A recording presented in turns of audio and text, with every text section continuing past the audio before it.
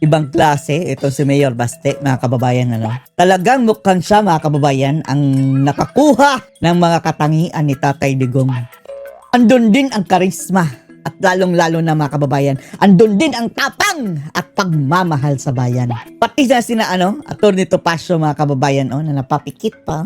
Uy! Papakyut, mga kababayan. Joke!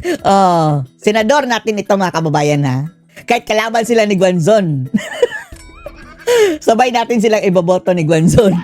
Pati siya, mga kababayan, napabilib. Napabilib talaga kay Baste. Mayor Baste Duterte. Dahil ni-unite, mga kababayan, ni Mayor Baste ang magkakaibang grupo, mga kababayan. Ngayon, nagkakaisa na sila sa Rage Coalition. At tayo kasali na doon, mga kababayan. Tayong lahat under the leadership of Baste Duterte. And of course, tinataguyod nila, mga kababayan, si VP Sara na maging presidente. At inamin na mismo, mga kababayan, ni Congressman Mike Defensor na isa sa mga founder, mga kababayan, ng Rage Coalition na si Baste ang plan B just in case si Bakin i-impeach sila si VP Sara Duterte. Panoorin niyo po, ha. Meron kami yung Rage Coalition. I'm sure napalitaan nyo na, no? Oo. Na ito ay binubuo ng almost or more than pala 700 parallel na non-governmental organizations. Iba-iba po yan. Mambubukid, mangingis. Akala natin mambubo. Sa iba yon, doon yung kina Marcos ang mambubudol, mga kababayan. Dito sa atin, mga sabahan ng mga mambubukid. Bawal ang NPA dito, bawal ang kurakot, bawal ang bangag. Kabataan, profesional, retiradong general, all walks of life. Iba-iba rin po ang politika niyan. Hindi iisa ang sinusuportahan niyang mga tao kahit sa 2028. Pero united po kami sa isang adhikain. Matigil na yung corruption at pagnanakaw sa ating pamahalaan. Isang ulo lang ang kailangan namin, ang ulo ni Bongbong Marcos na Jr. Ayun, mga kababayan. Yan ang sabi ni Baste. Yan. So, ang namuno po niyan, hindi naman siya yung sinasabi natin pinuno ng grupo. Parang siya yung figurehead. Siya ang pinili, mga kababayan. Yan ang tunay na leader. Kagaya ni Tatay Digong, mga kababayan, hindi ka magpipresenta sa iyong sarili na kagaya ng Hintiveros na kating-kati. Ako na! I'm willing. Ganyan. Hindi. Si Baste, siya ang pinili. Siya ang tinutulak ng mga tao kagaya ng tatay niya, mga kababayan, na mamuno sa Rage Coalition. At ang pinupush nila na sinusuportahan nilang presidente, VP Sara Duterte. Ay si Sebastian Baste Duterte na kasalukuyang punong bayan ng lungsod ng Davao. At syempre, alam naman natin, anak ni dating Pangulong Rodrigo Roa Duterte. Anak ni Digong, nakalaban ni anak ni Imelda, si Bongbong.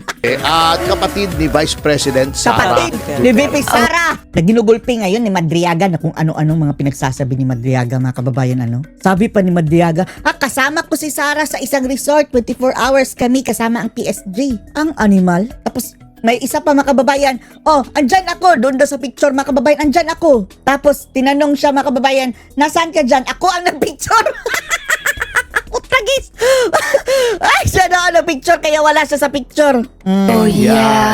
Alam nyo, mga hudat. yung isang taong yan ang nakapag-unite sa lahat ng mga grupong ito. Iba-iba yan Meron diyang mga medyo left of center ang politika. May centrist, may rightist, may national democrats, may social democrats, may mga iba-iba, mga kababayan. Mga centrist, pero mga iba-iba. Iba-iba ang political inclination. Ngunit siyempre, ang isang issue na na umaapekto sa lahat ng Pilipino kahit ano ka pa man, di ba?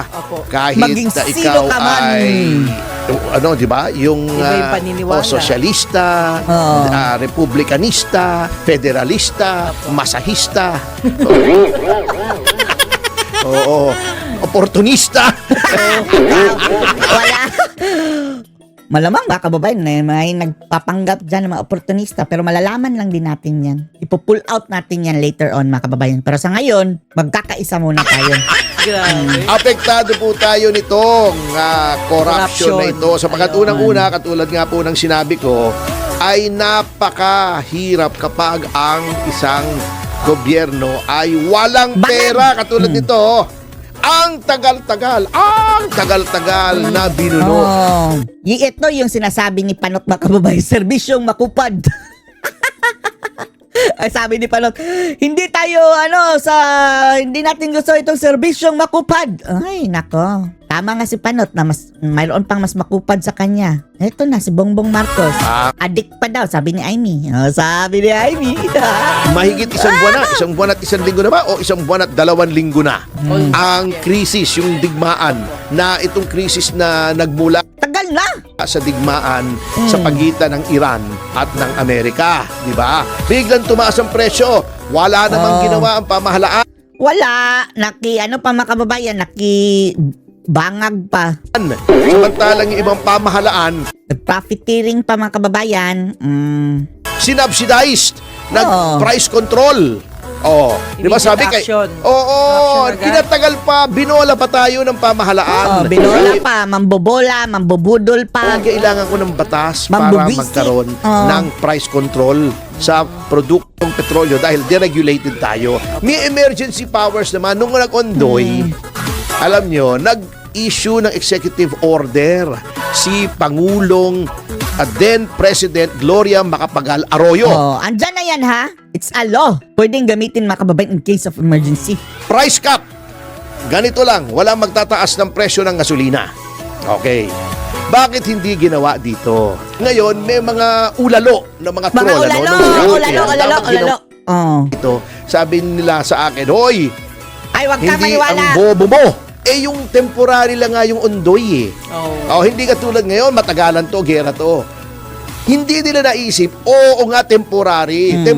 Wag kang maniwala dyan sa trolls dahil yan, mga AI na lang yan mga kababayan, automated. Alam nyo, ang style nila, kinukuha nila ang link, post mo agad. Markado ka na sa kanila tapos kukunin nila ang link and then afterwards mga kababayan, ang trolls dadagsa na. Temporary executive order in the meantime. In the Yun din meantime. ang solusyon. Oo. In the meantime na mahanap ka ng pangmatagalang solusyon, pigilin mo muna yung pagtaas. Pigilin mo muna. Halimbawa, itong gobyernong ito, napakakupad. Gobyernong Mabilis lang makupad. itong pamahalaang Marcos sa pagnanakaw. Mabilis. Sa pagnanakaw lang mabilis. Pagnanakaw, yung saro, release agad. Yung pera, release agad. Pagka Piu-piu. para sa bayan, napakabagal. Di ba? Nag-certify pa ng urgent. Certified urgent tapos hindi na lang urgent mga kababayan Kailangan daw ang niya yung gawa niya. Kanyang kilos, hindi urgent. batas para Bangag tanggalin yung tala, excise bangag. tax para bumaba ang presyo ng mga produktong petrolyo. Okay. Sinertify sa urgent, pumunta sa House, minadali na nga, pumunta pa rin sa Senate, syempre minadali na nga, dumating sa kanya, hindi pa agad pinirmahan, noong April 12 lang naging effective, Bumangag di ba? pa. Opo. Sana, in the meantime, ito hindi na iisip ng mga troll. Kaya yung mga troll, hindi ko na pinapansin, natatawa na lang ako. Oo, Alam nyo, huwag mo nang pansinin alam yan. ng mga nasa PCO. Ay, ang sabi andan daw yan mga kababayan. Ha? Si Marcoleta na bata mga kababayan, siya ang nagsabi mismo na payroll daw. Yung Presidential Communications Office na pawala na itong gobyerno to. Kasi malapit na 2028 Opo. Alam nyo, kanya-kanya ng sikwat ng pondo roon Aroy, sikwat. Yung ibang mga tao roon. Alam nyo kung bakit? Maninikwat. Dati, yung mga troll nila, medyo may konting talino pa kahit papaano Nag-i-engage pa sa'yo kahit medyo ginugulo ka. May argumento. May utak pa ngayon mga kababayan, iba na. May argumento, konti, kahit konti. Ha? Kaya lang nila mga kababayan, didilis, dutai, ganyan. Ibig sabihin, may konting katalinuhan yung troll. Sabihin, hindi pwede yan kasi yan temporary lang. Hindi pwede yan kasi ganito, iba yung batas. Tignan mo naman tong batas na to. Ngayon, ang mga Batas. troll nila, bukod sa kukunti yung followers, anong sasabihin sa'yo? Pandak. Dugyot. Ungas. Argumento ba yun? Diba? Yan dugyot pa kababayan, yan talaga ang Argumento paborito ba yun? nila. Ibig sabihin, Paborito nilang kay Torito Pasio. ang kalidad ng mga trolls ng administrasyon ngayon, bagsak na bagsak na. Lahat ng standby sa kanto, yun lang kinuha para konti lang bayad. Hindi na yung mga professional. Mura, mamurahin na. Kinukuha na Tapos, nagpasaklolo pa kay Mark Zuckerberg. Mark, help us. yung pondo. Halimbawa, kumuha ka ng 1,000 Para daw ipa-take down lahat mga kababayan ng mga accounts. trolls, bayaran mo. Ng sa 10,000 kada buwan. Ang ginawa nila, yung 10,000, kumuha lang tayo kung sino-sinong tambay sa kanto, yung mga alas Mga walang kwenta. alas 11 pa lang ng umaga, nag-iinom na ng bulag. Iinom na ng gasolina. Yun na lang kunin natin troll, bigyan mo ng isang cellphone, yun. Sige, pag-trollin mo, 5,000 lang bayad natin. Naglalasing habang nang aatake mga kababayan. May mga mga kababayan umiinom ng gasolina, mga sunog baga na talaga. Napakadumi yan gasolina mga kababayan. That is a fossil fuel. Galing yan sa mga patay na bahagi, mga living things na patay. Nilalagay nila sa sa juice at saka sa iced tea. Ganyan kahirap ng Pilipinas. Umiinom ng gasolina galing sa Strait of Hormuz. 4,000 anyway, tambay lang naman sa kanto eh. Di ba? So yun ang ginagawa nila. Napakasama ng quality ng trolls. Hindi mo na dapat i-engage, walang kwenta eh. Wala Dati na. paminsan-minsan, halimbawa may 4,000, 5,000 followers, Opo. ay ini-engage ko pa ng konti kahit Wag na, i-block mo na agad. paano. O minsan natutuwa ako para kumita man lang. Gutumin mo Diba, yan. per engagement yung trolls, sinasagot-sagot ko kahit kengkoy. Kahit wala. Yan. Ngayon, wala nang kwenta eh. Hindi Anyway, nag-iisip. mabalik tayo rito. Dapat yun, in the meantime, pagkagera, at alam mo, ang unang tatamaan ay presyo ng produktong petrolyo. Hindi naman kailangang maging matalino ka eh. Opo. So kahit si Pangulong Marcos ay pwedeng maintindihan naman ito. Bangag nan! Siyempre, gera! Ewan na natin, Saan ang kung gera? nakakaintindi Iran? pa ba yung Ano ba yun? bangag na Middle yan? East. Middle East. Saan ba nanggagaling lang is Middle East? Tataas ang presyo ng gasolina. Banat ka agad in the meantime na wala pang batas. Di ba? Temporary solution yan. Oo. Or isubsidize mo katulad ng Malaysia. Kaso mo nga, again, sasabihin ko sa inyo, Wala nang pera dahil ninakaw na nila. sinabi ng aking mga Alam nyo, sabi ni Leandro Leviste mga kababayan, yung mga proyekto ng DPWH, wala pa daw nilalabas ni isa. Leandro Leviste kongresista yan mga kababayan nasaan na pala ang pera mga kababayan? Wala na bang pera ang Pilipinas? kaibigan, papaanong magsasubsidize? Walang pera, ninakaw na. Since 2022. Since June 2022, ninakaw na. Wala nang pang-subsidize. Wag na 1 nakaw. trilyon mahigit. Ang dami-dami pang-subsidize. I think more than that mga kababayan, yung talagang tinulimbat. More than 1 trillion. Noon. Ngayon, eto ginawa. After so many cheche, bureching, chuchu, blah, blah, blah. Anong ginawa? Binigyan ng kapangyarihan ang Hindi ginamit. Decoration lang. Kagaya ng pagka-presidente ng Bangag. Decoration Pangulo lang. para magtanggal ng excise tax. Magtanggol. Tinanggal nga ang excise tax, saan nilagay? LPG. Petroleum. Lord, dapat doon nag-subsidize mga kababayan sa sa gasolina. Bagamat okay ito. At salamat, Mr. President. Pero dapat doon sa gasolina mga kababayan. Hindi ito ang ugat ng problema. Ang ugat ay yaong diesel at gasolina kasi ginagamit po yun sa transport. Etong kerosene panluto. Etong LPG panluto. Okay, thank you po. Paano kung wala na lulutuin? Give credit where credit is due. Tama naman yun. Para hindi naman masyadong mahal yung pagkain.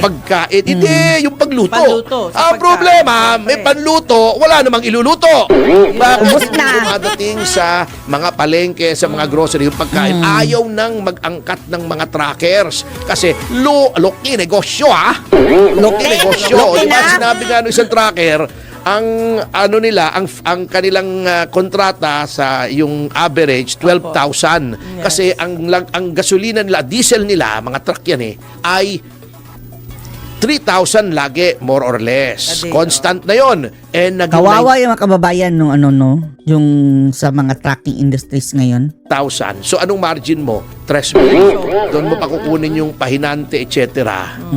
Ang dapat pinababa right away para hindi magkaroon ng ripple effect or domino effect. Si Renato Diesel, Reyes, pinababa. Mababalu. na. Anong ginawa? Wala. Pwede naman palang executive order. Bakit? Kasi ang sinasabi ng iba, ayaw kantihin yung mga Ayaw oil kantihin, companies. oh. Takot sa oil companies. Diyos ko, Lord. Matapang lang mga kababayan sa mga kritiko, pero sa mga oil companies PRs. at sa mga oligarchs, nga, hindi kagaya ni Tatay Digong mga kababayan. May powers, may emergency powers. Meron nga sa konstitusyon pag emergency. Opo. Pwede ka mag-take over doon sa Oo. yung mga Oil essential. industries. Langis, tubig, kuryente. Nag-declare na ng state of energy emergency. Dapat in the meantime na tumatakbo yung bill, na tama naman yung bill na yun. Okay naman, wala naman tayo masasabit. Thank you rin sa mga kongresista natin ay binigyan naman nila ng kaukulang atensyon. Ngaya lang, isinisingit-singit lang nila habang hinihiring nila yung impeachment ni Sara Duterte. Inuuna pa nila yun, di ba? Anong ginagawa ngayon? Ayan, anong dinadaldal? Ayan, nasa monitor natin. Anong dinadaldal? Hindi yung energy, yung impeachment, hindi yung energy. Yan. Yun ang ginawa. Thank you, pero too little, too late. Nagre-ripple effect na. Ngayon, sinasabi nila, binibida nila, ay bababa daw. At thank you rin ng mga 23 pesos ang diesel. Opo. Thank you, pero hindi dahil sa intervention ng government. Dahil mayroon nang pumasok na supply. Dahil sa law of supply and demand, may dumating. May mga dumarating. Sa Davao, may dumating galing Brunei, direkta.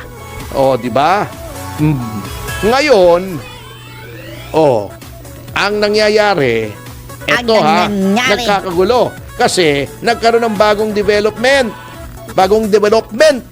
sa Middle East. Ang Amerika naman ang maghaharang sa Strait of Hormuz. Ay, nako. Paano yung deal natin na sinasabi nilang ang Philippine flag bill? Pinagmayabang na ni Bangag mga kababayan na pumayag na daw ang Iran. Tapos, ano na yan? Ang US naman ayaw magpadaan. Sabi ng US, nakipag-deal ka sa Iran ha? Huwag kang dumaan dito, Bangag. Nawala naman. Meron bang tanker na Philippine flagged? Ako pupusta ko 100,000. Walang dalawa yan. Hindi lalampas ang dalawa. Kung meron man, 100,000 ito, seryoso. Unang makapagpapakita sa akin na meron tanker ng crudo na Nagcha-charter daw mga kababayan parang nagbabayad ng ibang tanker sa ibang bansa. karehistro sa Pilipinas. Wala tayong ganyang barko. Walang ganyan sa States. Nawala yung shipbuilding ng Pilipinas. Shipbuilding, dati may mga shipbuilders tayo rito. Pumunta na sa Korea, sa Japan. Dahil ang Mga daming shipbuilders, hudas. Vietnam. Build ng ships. Tayo kamote na. Puno ng Yan. hudas. Pilipinas. Ang Amerika na sinasabi, binablock nyo sabi ng sa Iran, binablock nyo, bablock din namin. Kayo naman na hindi namin padadaanin.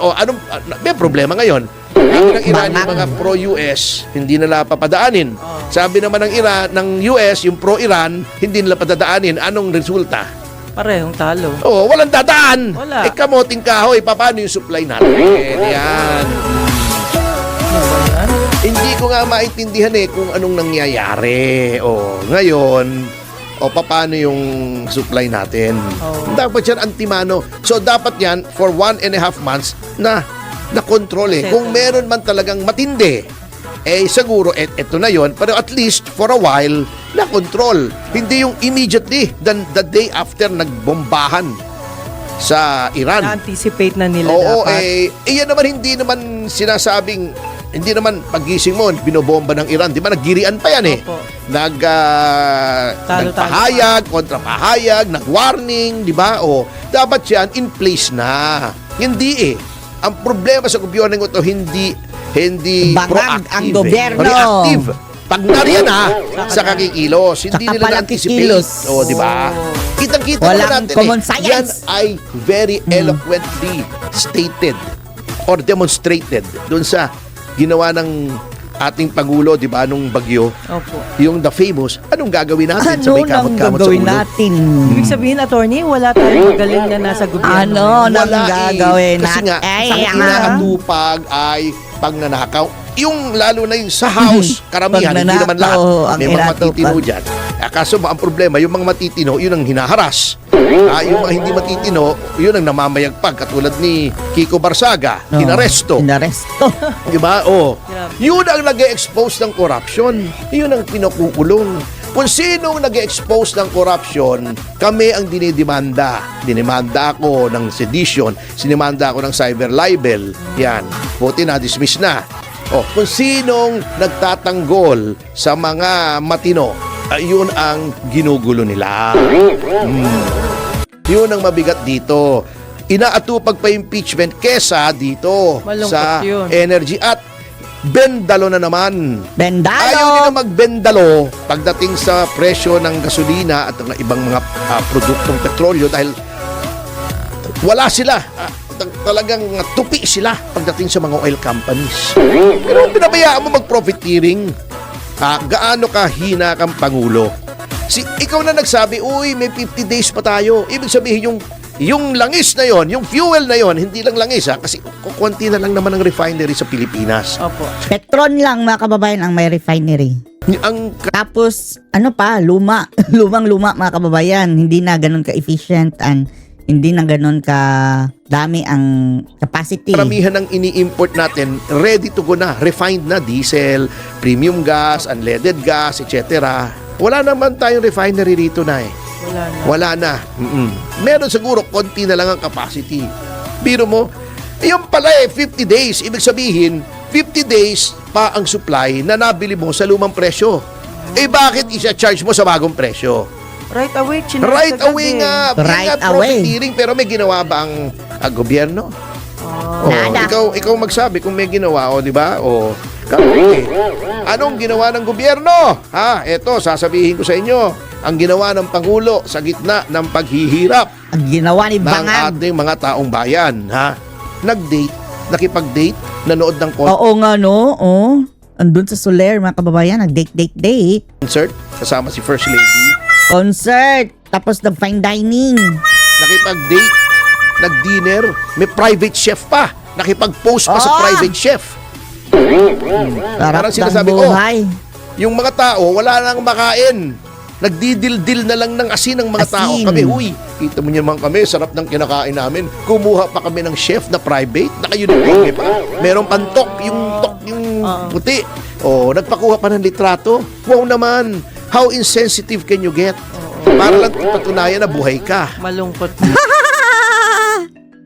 Yung Jumping jack pa. iba naman, wala naman kami pakialam kay buhay ka o patay ka. Oo nga. Bahala ka dyan, mabulok ka dyan. Kasi, ibig Nasaan ba yung huling bulate mga kababayan hindi pa nakapirma? sabihin, kay may sakit ka o hindi, Tumakbo si Bangag, no? Habulin niyo ako, kamatayan, oh. Ayaw daw niyang magpahuli. parang wala ka na rin naman eh.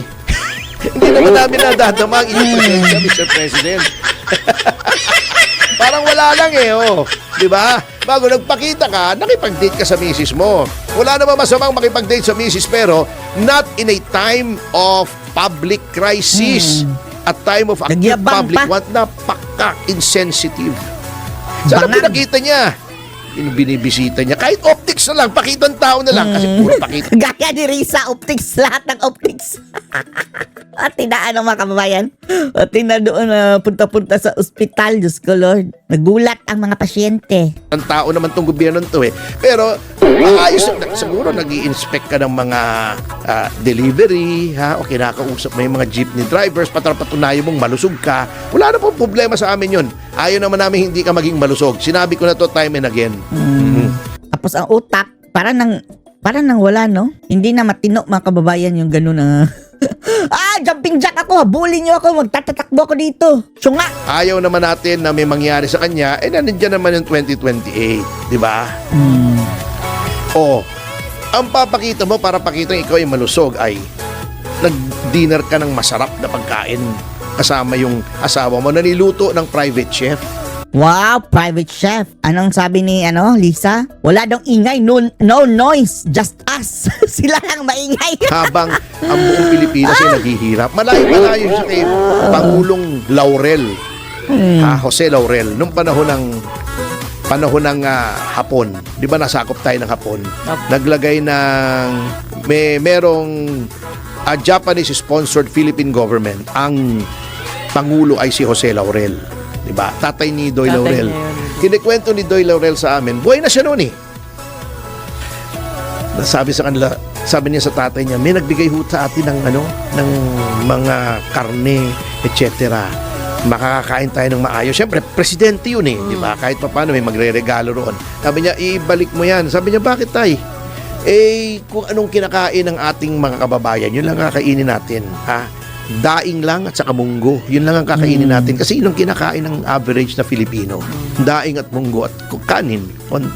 Konting kanin. Sympathy, may Oo, sympathy talaga. para nararamdaman natin yung nararamdaman ng ating mga kababayan. Kasi pag hindi mo nararamdaman yan, paano ka makakaisip ng paraan para makatulong? Opo. Oh, parang si Auntie Claire, di ba? Oh.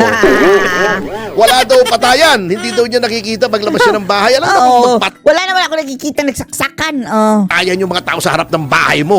Oh, wala daw krisis, di ba sabi niya noon? Walang krisis. Ano pala yung 120, 130 yung diesel at wala nang makapagpasada kasi wala nang kikitain. Hindi ba krisis yun? Oh, di ba? Oh, yun ang mabigat din kasi eh. Ha? In denial. Ngayon, in denial, makupad, insensitive, gago, wala ng pera para tumulong. Kaya alam mo kung bakit excise tax lamang sa LPG at kerosene, yung gas. Matagal ang bilihan nun eh. Hindi naman pang araw-araw na gamit Oo, yun ibig eh. sabihin, ba't yun lang ang tinanggalan ng excise tax? Kasi, pag tinanggal daw nila ang excise tax sa gasolina, diesel, mawawalan daw ang gobyerno ng 350 billion. Yun ang iisipin mo, mawawala ng 350 billion. Tapos ang nakaw nila trillion. Yung nga, 1.3 trillion. More than that siguro. Kasi nga, hindi na sila makapagtanggal ng excise tax. Kasi ninakaw na nila, walang laman ang kaban ng bayan. Nada. Oh, yun ang totoong reason dyan. Ba't hindi nila matanggal ang excise tax? Bakit ka humingi pa ng kapangyarihan sa Kongreso na isuspend Oo nga, ang no? excise tax? Hindi mo naman pala sususpindihin Humingi pa. yung excise tax ng diesel at gasolina. Niloloko mo lang kami, Mr. Stupid. President. Oh, di ba? Mabigat eh. Ha? Oh. Kaya etong mga kasama, etong dating panauhin natin, natatandaan mo, si Camar Valbuena. Opo. Eto po, Manibela, si Manibela. huwag nating sisihin yung Manibela sapagkat sila ay nag-anunsyo ng tigil pasada. Additional. Oo, from Hindi natin masisisi. Lugi na mga kababayan. Lugi. April 15 to 17. Opo. Kasi hindi na talaga nila kaya. Di ba sinabi naman ni Camar dito? At saludo ako sa pakiging prangka ni Camar. Di ba sabi ko, anong measures ang gagawin nyo? Dako, wala na ho kaming maisip, sir. Tumigil na eh. Oo, wala na kaming, hindi na namin alam sapagkat, ano ba naman magagawa ng isang tsuper? Opo. Ang magagawa lamang ng tsuper ay magtigil ng pasada. At pag natigil ang pasada, lahat perwisyo, hindi lamang yung mga pasahero, pati sila, sapagkat wala silang kikitahin. Tama. Siguro talagang sa kadesperaduhan na nila. Sabi nila, wala nila naman kaming kinikita, ditigil pasada na kami. Wala namang ginagawa ang gobyerno, ditigil pasada na kami. Abunado pa raw sila. Hindi naman, ayaw naman itaas yung presyo Opo. ng Pasahe. pasahe. Ang akin po, hindi dahil tayo ay anti-passenger, kundi kapag krisis po talagang lahat sama-sama, papasanin natin yan. Tulong-tulong At dapat ang gobyerno ang nagli-lead. O, di ba? Ang problema nga, uulitin ko, kasi walang pera ang gobyerno. O, ito pa ha, hindi lang pala jeepney driver ito. Opo.